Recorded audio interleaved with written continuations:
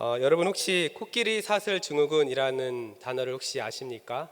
이 단어는요, 충분히 힘을 갖고 있음에도 불구하고 주어진 한계에서 스스로 벗어나지 못하는 상황을 바로 코끼리 사슬 증후군이라고 이야기를 합니다. 예전에 TV를 보면요, 방송에서 서커스 공연을 하는 경우가 종종 있었습니다. 그러면 이 공연에서 보면요, 코끼리가 나와서 다양한 재주를 부리게 되죠. 상식적으로 사람이 코끼리와 함께 있는 것 굉장히 위험한 일이라고 할 수 있습니다. 그런데 서커스에 등장하는 이 코끼리는 그 사람의 말을 굉장히 잘 듣는 것을 볼 수 있죠. 여러분, 그렇다면 이 사람은 어떻게 이 코끼리를 훈련을 시킬까요? 가장 먼저 어린 코끼리의 뒷다리를 말뚝의 쇠사슬로 묶어둔다고 합니다. 그래서 그 어린 코끼리가 아무리 힘을 써도 그 쇠사슬을 풀 수 없다는 생각을 심어주는 것이죠.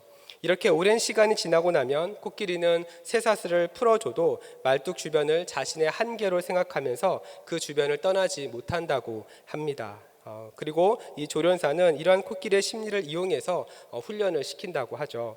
저는 이 코끼리 사슬 증후군이 우리 신앙생활에도 동일하게 적용되고 있는 것을 종종 보게 됩니다. 빌립보서 4장 13절을 보면요, 우리가 너무나도 잘 아는 말씀이 나옵니다. 우리 한 목소리 한번 읽어볼까요? 시작. 내게 능력 주시는 자 안에서 내가 모든 것을 할 수 있느니라. 아멘. 여러분, 이 말씀 잘 아시는 말씀입니다. 내게 능력 주시는 자 안에서 내가 모든 것을 할 수 있다. 여러분, 이 말씀 믿으십니까? 여러분, 이 말씀 믿으시나요? 네, 그러면 여러분 정말 모든 것을 다 하고 계십니까? 여러분이 하고 싶은 거 다 이루면서, 여러분이 바라는 거 다 하시면서 살아가고 계십니까? 사실 우리는 이 말씀을 너무나 잘 알고 있지만 우리가 전능하신 하나님을 믿는다고 말하면서도 눈에 보이는 삶의 한계를 우리는 벗어나지 못할 때가 참 많이 있습니다. 왜냐하면 코끼리 다리가 사슬에 묶여 있는 것처럼 여러분의 발목을 사로잡고 있는 문제들이 있기 때문이죠. 어떤 사람은 돈의 문제에 발목이 잡히고요, 우리 자녀들은 입시라든지 시험이라든지 또한 취업의 문제에 발목이 잡힙니다. 그리고 어떤 사람은요, 인간관계 때문에 또 발목이 잡히기도 합니다.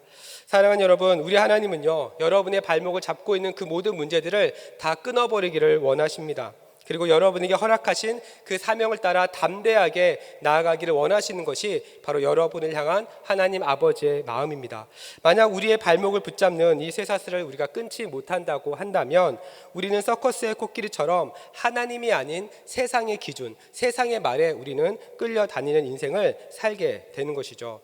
목사님, 아직 문제가 해결되지 않았는데 어떻게 이것을 끊어버립니까? 라고 생각할 수 있습니다. 그런데 여러분, 우리가 곰곰이 생각해 봐야 할 것은 문제를 해결하는 것과 그리고 문제에 발목 잡혀 있는 것은 완전히 다른 영역입니다. 이 둘을 헷갈리시면 안 됩니다. 실제로 우리는 살다 보면 다양한 문제를 만나게 되죠. 그리고 우리는 그 문제를 풀어가야 합니다. 해결해야 합니다. 그리고 문제를 해결하는 과정에서 많은 사람들은 성장을 하고 또한 성숙해져 가죠. 이런 관점에서 보면 우리가 만나는 문제라고 하는 것은 때로는 우리에게 어느 정도 필요하기도 합니다. 시편 119편 71절에 보니까 고난 당하는 것이 내게 유익이다라고 시편 기자는 말하죠. 그런데 반대로 어떤 사람은 문제를 만나면 그 문제에 사로잡혀 살아가는 사람들이 있습니다. 그래서 아무것도 못하는 사람들이 있죠. 계속해서 그 문제 때문에 스트레스 받고 그 스트레스를 가족이나 자기와 가까운 사람들에게 그 스트레스를 푸는 사람이 있습니다. 이런 유형의 사람은요, 문제에 매여 있기 때문에 문제를 가지고 하나님 앞에 나아가지 않습니다. 스트레스만 계속 받고 있는 거죠. 이런 경우에는요, 자신의 문제를 자신을 올가매고 있는 그 문제로부터 자신을 끊어내야 합니다. 담대하게, 단호하게 그 문제로부터 자신을 분리시켜야 합니다. 그래야 문제를 문제로 바라볼 수 있는 거죠. 이러한 맥락에서 오늘 본문의 말씀을 보니까 같은 문제의 상황에서 다르게 반응하는 두 그룹을 우리에게 보여주고 있습니다. 한쪽 그룹은요, 문제의 발목이 잡혀서 아무것도 못하는 이스라엘 백성들이고요, 또 다른 한 그룹은 문제에 매이지 않고 담대하게 나아가는 여호수아와 갈렙입니다. 저는 오늘 이 말씀을 통해 여러분을 얽매이는 모든 문제들이 다 끊어지고 하나님의 인도하심에 따라 담대하게 주님께 나아갈 수 있는 은혜가 있기를 축복합니다. 자, 그러면 오늘 본문에 등장하는 이 문제 어떤 것일까요? 오늘 본문 먼저 1절을 함께 말씀을 통해 함께 읽겠습니다. 함께 읽습니다. 시작. 온 회중이 소리를 높여 부르짖으며 백성이 밤새도록 통곡하였더라. 자, 여기를 보니까 이스라엘 백성들이 소리를 높여 부르짖고 밤새도록 통곡했다라고 말합니다. 여러분, 이스라엘 백성들은 어떤 문제 때문에 이렇게 밤새도록 통곡을 했을까요? 자, 민수기 13장 32절과 33절 말씀 우리 한 목소리로 읽습니다. 시작. 이스라엘 자손 앞에서 그 정탐한 땅을 악평하여 이르되 우리가 두루 다니며 정탐한 땅은 그 거주민을 삼키는 땅이요 거기서 본 백성은 신장이 장대한 자들이며 거기서 네피림 후손인 아낙 자손의 거인들을 보았나니 우리는 스스로 보기에도 메뚜기 같으니 그들이 보기에도 그와 같았을 것이니라. 아멘. 이스라엘 백성들이 밤새도록 통곡하며 울었습니다. 그 이유가 무엇이었습니까? 하나님께서 약속하신 땅에 들어가면 아낙 자손의 큰 거인들과 큰 성읍이 있기 때문에 자신들이 죽을 수 있다라고 하는 그 두려움이 있었던 거죠. 그리고 정탐꾼들이 그렇게 보고를 한 겁니다. 여러분, 이 당시 이스라엘 백성들은 어디에 있었는가 보니까 바란 광야의 가데스 바데아라고 하는 곳에 있었습니다. 이곳은요, 가나안 땅의 초입까지 약 한 70km 정도 떨어진 곳입니다. 그러니까 하나님께서 약속하신 그 가나안 땅을 바로 눈앞에 지금 보고 있는 거죠. 정말 가까이 온 것입니다. 이제는 가나안 땅에 들어가면 광야 생활이 이제는 끝날 것이라고 생각을 했는데 가면 죽는다는 보고를 받은 겁니다. 그러니 이스라엘 백성들의 마음이 어떻겠습니까?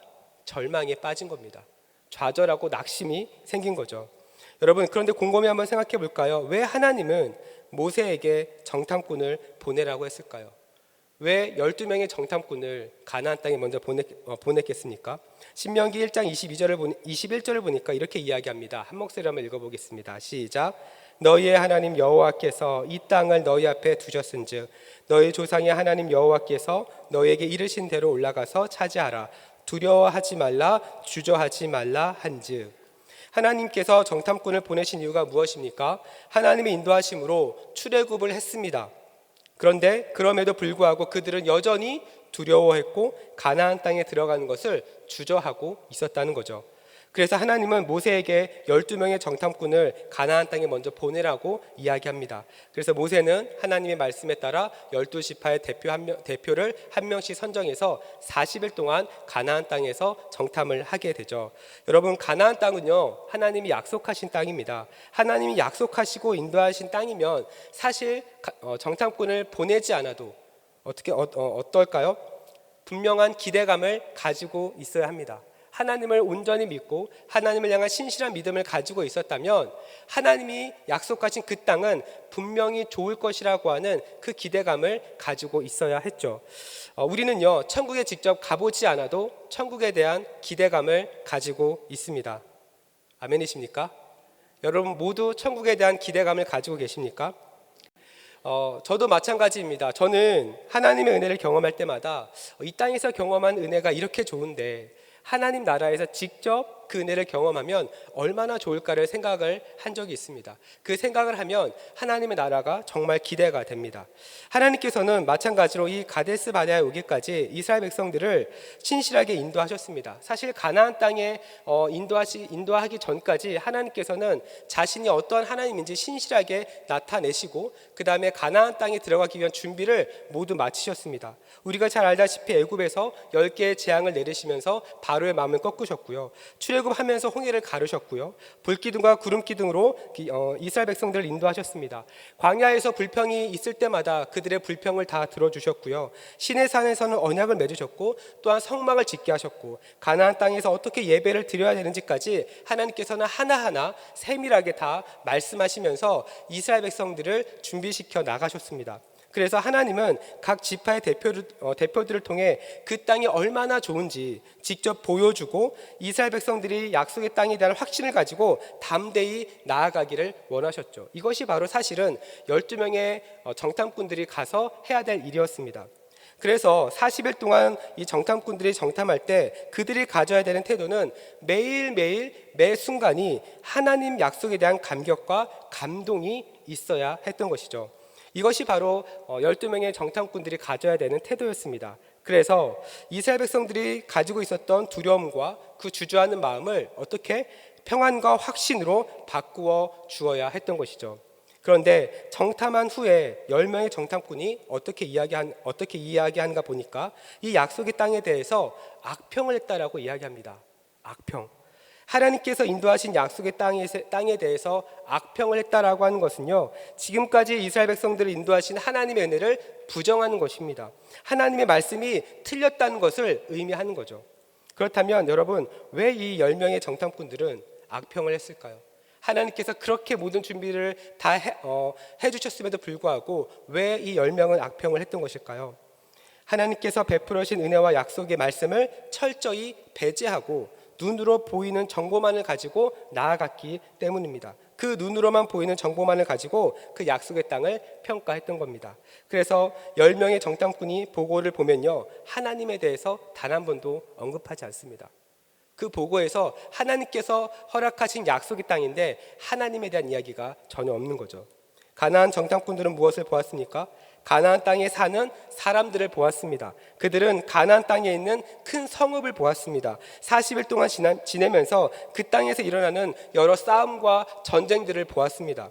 그 당시 가나안 땅은 굉장히 비옥하고 군사적으로 정치적으로 굉장히 중요한 땅이었어요. 그래서 주변 나라들도 이 가나안 땅을 정복하기 위해서 전쟁을 계속해서 벌였던 것이죠. 그래서 거주민을 삼키는 땅이라고 평가를 했던 겁니다. 여러분, 이렇게 보고를 하고 난 다음에 어떻게 합니까? 자신들의 모습과 이제는 가나안 원주민들과 비교하기 시작합니다. 그리고 내린 결론이 무엇이었을까요? 가나안 주민은 거인인데 자신들은 메뚜기 같다는 겁니다. 이것은요, 하나님의 능력을 믿지 못하고 스스로를 비난하고 자기 비하를 하는 거죠. 여러분, 이 10명의 정탐꾼과 이스라엘 백성들의 발목을 붙잡고 있는 그 근본적인 원인이 무엇이었을까요? 바로 하나님의 은혜와 약속의 말씀을 온전히 믿지 못하고 있는 겁니다. 인간적인 정탐꾼들의 말만 듣고 이스라엘 백성들은 자기 연민에 빠져버린 것이죠. 여러분, 우리도 신앙생활 하다 보면요, 이런 모습들이 나타날 때가 있습니다. 우리가 매주 예배를 통해서 하나님의 말씀을 듣습니다. 그러나 교회에 있는 시간보다 교회 밖에 있는 시간이 많다 보면 어떻습니까? 세상의 말이 더 들릴 때가 있습니다. 인간적인 말이 더 들릴 때가 있고요, 비성경적인 세상의 흐름에 우리가 더 많이 노출될 때가 있습니다. 여러분, 만약에 하루 종일 주식으로 돈 벌었다는 이야기를 들으면 주식에 관심이 갈까요, 안 갈까요? 갈 수밖에 없습니다. 하루 종일 다른 집의 자녀의 성적 이야기 듣고 대학 이야기 들으면 자기 자녀의 성적이 걱정이 될까요, 안 될까요? 걱정됩니다. 사업 매출이 떨어진 상황에서 가는 곳마다 매출에 대한 이야기를 들으면 염려가 될 수밖에 없죠. 이렇게 하나님이 아닌 세상에 노출되는 시간이 많으면 하나님과의 관계가 멀어지면서 우리의 귀가, 우리의 마음이 세상을 향하는 경우들이 많이 있다는 겁니다. 그러면서 하나님의 말씀보다는 사람의 말, 세상의 흐름을 더 많이 따라가게 되는 거죠. 그러면서 자신의 처지를 다른 사람들과 비교하기 시작합니다. 그리고 눈앞에 있는 문제에 사로잡혀 버리는 거죠. 그래서 세상에서 자신이 굉장히 불쌍한 사람이라고 생각하고 자신의 인생에는 왜 이렇게 계속 나쁜 일만 생기고 좋은 일이 일어나지 않는지 그렇게 생각을 하는 겁니다. 그리고 동시에 내가 교회를 다니지만 하나님이 나를 사랑하지 않는 것 같이 느껴지기도 하는 거죠. 바로 자기 연민, 자기 비하에 계속해서 빠지는 겁니다.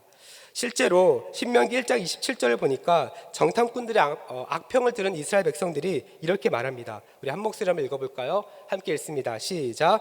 장막 중에서 원망하여 이르기를 여호와께서 우리를 미워하심으로 아모리 족속의 손에 넘겨 멸하시려고 우리를 애굽 땅에서 인도하여 내셨도다. 아멘. 여러분, 하나님이 이스라엘 백성들을 멸하시기 위해 출애굽시키셨나요? 당연히 아닙니다. 하나님은 이스라엘 백성들을 미워하신 적이 단 한 번도 없습니다. 하나님은 누구보다 이스라엘 백성들을 사랑하셨습니다. 그들이 애굽의 노예를 있을 때 하나님께서는 그들의 작은 신음까지도 다 들으셨습니다. 단 한 번도 이스라엘 백성들을 버리신 적이 없습니다. 신명기 7장 9절에 보면요, 계명을 지키는 자에게는 1000대까지 은혜를 베풀어 주시겠다라고 하나님께서 약속하셨습니다. 그렇다면 왜 이스라엘 백성들은 하나님이 자신을 미워한다라고 생각했을까요? 이스라엘 백성들의 믿음이 하나님 중심의 믿음이 아니라 나 중심의 믿음이 되었기 때문입니다. 그래서 하나님의 인도하심이 자신들의 생각과 다를 때마다 불평하고 하나님을 원망했던 거죠. 가나안 땅도 자신들의 입장에서만 생각을 하고 있는 겁니다. 가나안 땅에 들어가면 고생 끝, 행복 시작이라고 생각했는데 아낙 자손과 큰 성읍이 있고 그들과 전쟁을 해야 된다라고 생각을 하니 하나님에 대해서 배신감을 느끼는 거죠. 눈앞이 깜깜한 겁니다.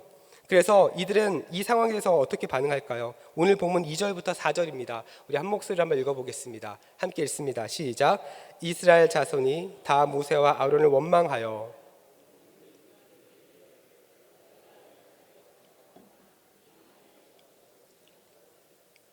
어찌하여 여호와가 우리를 그 땅으로 인도하여 칼에 쓰러지게 하려는가? 우리 처자가 사로잡히리니 애굽으로 돌아가는 것이 낫지 아니하랴. 이에 서로 말하되 우리가 한 지휘관을 세우고 애굽으로 돌아가자 하매. 이스라엘 백성들이 어떻게 고백합니까? 애굽으로 돌아가자고 말합니다. 죽어도 애굽에서 죽는 것이 더 낫다고 말합니다. 특별히 4절에 보니까 한 지휘관을 세우고 애굽으로 돌아가자라고 말하는 것은 하나님이 세우신 그 리더 모세에 대해서 인정하지 않는 겁니다. 이것은 하나님 권위에 대한 도전이기도 하죠. 여러분, 애굽에서 이스라엘 백성들이 어떻게 살았습니까? 우리가 잘 알다시피 그들은 노예였습니다. 그들은 애굽 사람들로부터 학대를 받았고요. 출애굽기 2장 23절을 보면 이스라엘 백성들의 부르짖는 소리가 하나님께 닿았다라고 이야기합니다. 이 부르짖는 소리를 하나님이 들으시고 하나님은 모세를 40년 동안 훈련을 시키셔서 이스라엘의 지도자로 세우신 겁니다. 그런데 여러분, 이스라엘 백성들은 하나님이 세우신 그 모세를 인정하지 않아요. 하나님의 약속은 버립니다. 애굽에 다시 돌아가겠다라고 하는 것은 엄밀히 말하면 애굽이냐 가나안이냐 이 문제가 아니라 하나님의 백성이라고 하는 그 정체성을 지금 버리는 겁니다. 다시 노예의 삶으로 돌아가겠다는 거죠.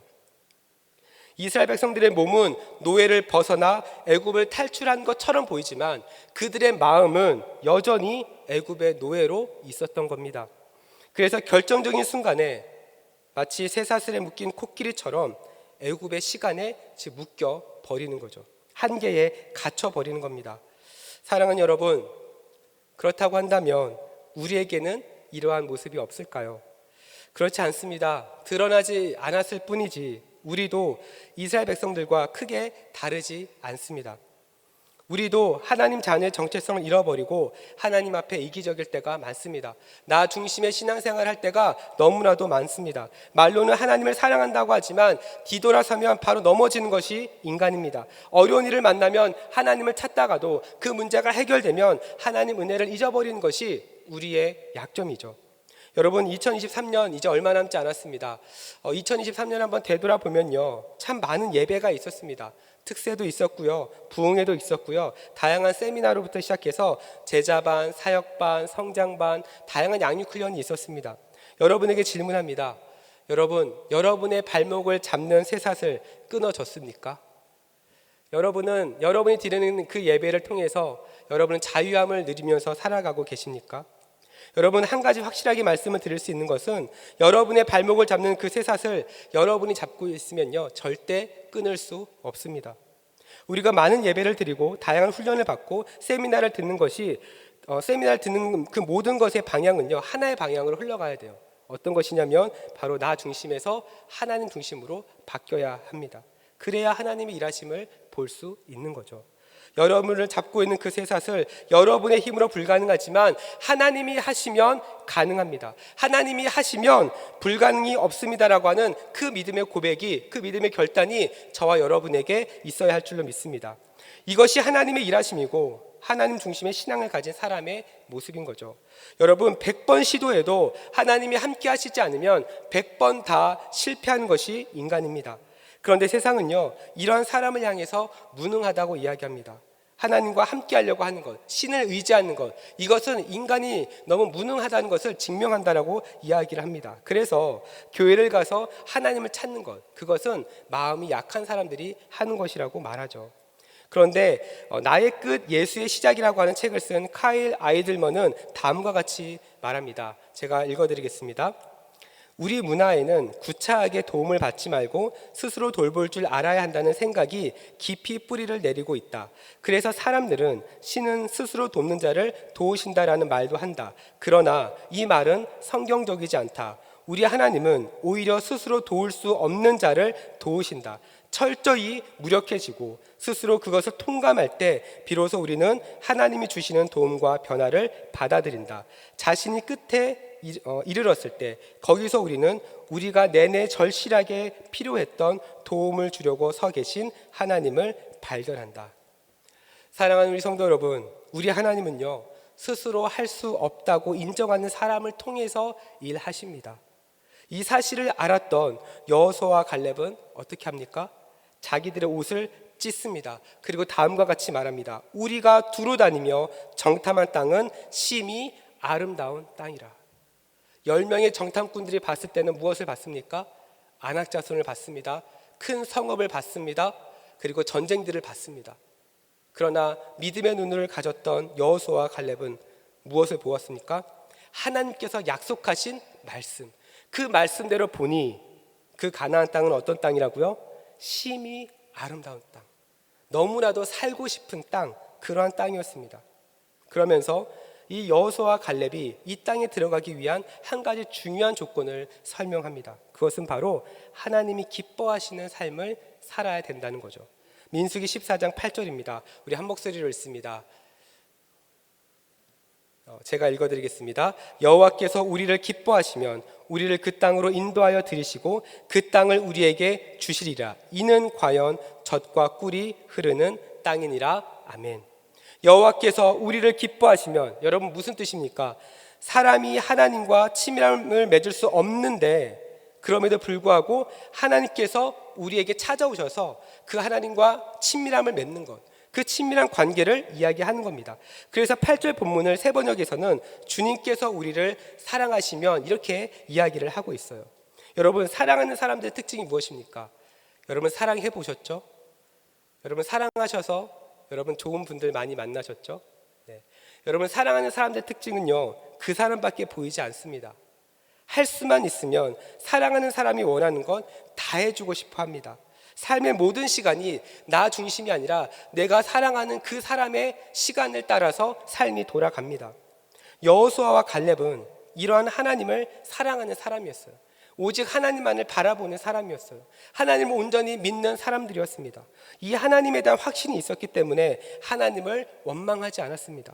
하나님을 거역하지 않았습니다. 심지어 10명의 정탐꾼이 두려워할 때, 10명의 정탐꾼은 걱정할 때 그들은 두려워하지도 않았습니다. 오히려 하나님이 이스라엘 백성들을 위해 예비해 두신 젖과 꿀이 흐르는 땅이라고 그들은 고백하면서 오히려 여호수아와 갈렙은 그 땅을 포기할 수 없었던 거죠. 그래서 그들은 자신의 옷을 찢고 다시 한번 간절하게 이스라엘 백성들을 향해 이야기를 했던 겁니다. 여러분, 우리의 삶도 마찬가지입니다. 하나님이 여러분을 기뻐하시고 여러분이 하나님과 친밀함을 맺을 때 하나님은 여러분을 가장 좋은 길로 인도하실 줄 믿습니다. 그리고 하나님이 인도하시는 그 길은 여러분 젖과 꿀이 흐르는 땅입니다. 우리의 생각과 다르다 할지라도, 거기에 안악 자손과 같은 거인이 있다 할지라도, 거기에 큰 성읍이 있다 할지라도, 거기에 우리의 생각을 뛰어넘는, 우리 힘으로 도저히 할 수 없는 여러 가지 문제들이 그 안에 있다 할지라도 하나님이 여러분과 함께 하시면 여러분 그것은 큰 문제가 되지 않습니다. 여러분, 이 하나님의 뜻에 순종하며 나아갈 때 여러분은 하나님이 누구이신지, 하나님이 어떠한 분이신지 여러분은 깨닫게 될 것입니다. 만약 우리가 이런 하나님과의 관계를 친밀하게 맺지 못하면요, 우리도 이스라엘 백성들처럼 애굽을 생각하게 됩니다. 과거에 매여 살게 됩니다. 과거에 좋았던 순간들, 과거에 받았던 은혜들을 가지고 지금까지 버티려고 하는 것이죠. 여러분 가운데 혹시 여러분 주변에 예전에 이런 게 참 좋았어, 예전에 이런 게 참 나한테 너무 행복이었어, 예전에 여기 가봤는데 너무나도 좋은 기억이 있어, 계속해서 과거 얘기만 하는 분들이 있습니까? 여러분, 그분들이 여러분 주변에 있다고 한다면요, 기도 많이 해주십시오. 현재의 삶에 만족하지 못하고 있는 겁니다. 여러분, 우리 하나님은요, 과거의 하나님이 아니십니다. 과거에 역사하신 하나님은 지금도 역사하시고요, 앞으로도 역사하시는 분이십니다. 그렇다면 여러분, 우리는 어떻게 살아야 될까요? 지금 이 시간 부어주시는 하나님의 은혜를 구해야 됩니다. 그리고 계속해서 부어주시는 하나님의 은혜를 받을 수 있도록 하나님께 기쁨이 되고 하나님을 살아가는 그런 삶을 여러분 살아야 됩니다. 그래야 과거에서부터 얽매이지 않고 현재와 미래를 살아갈 수 있는 거죠. 사랑하는 우리 성도 여러분, 하나님께서 오늘 이스라엘 백성들에게 허락하신 이 가나안 땅이 있는 것처럼 저와 여러분에게도 허락하신 땅이 있습니다. 무엇입니까? 하나님의 나라입니다. 하나님께서 저와 여러분에게 하나님의 나라를 허락하셨습니다. 그러면 우리가 살고 있는 이 땅은 어떤 곳일까요? 광야와 같은 곳입니다. 우리가 살아가는 이 땅은요, 광야 같은 곳이에요. 그래서 이 땅에서 아무리 노력하고 아무리 무엇인가 성공을 이루려고 해도 그 안에는 완벽한 채움이 없는 겁니다. 무엇을 하더라도 계속해서 결핍을 느낄 수밖에 없는 거죠. 여러분, 이런 광야 같은 인생 가운데 하나님은 지금도 여호수아와 갈렙 같은 믿음의 정탐꾼들을 찾고 계십니다. 그렇다면 여러분은 어떠한 믿음을 가지면서 살아가고 계십니까? 10명의 정탐꾼입니까? 아니면 여호수아와 갈렙과 같은 믿음입니까? 저는 우리 대전중앙의 모든 성도들이 광야와 같은 삶의 자리에서도 오직 하나님만 사랑하고 하나님과 친밀한 관계를 맺어갈 수 있기를 축복합니다. 그래서 하나님께서 여러분에게 허락하신 모든 은혜를 누림으로 과거에 얽매이지 않고 하나님의 약속의 말씀을 붙잡고 담대히 하나님 앞에 나아갈 수 있는 은혜가 있기를 축복합니다. 그래서 매일매일 살아가는 여러분의 삶이 승리의 삶이 되기를 간절히 소망하고 하나님을 자랑하고 하나님을 증거하는 삶이 되기를 주님의 이름으로 축원드립니다. 우리 시간 함께 나누는 말씀 붙잡고 우리 기도하는 시간을 갖도록 하겠습니다.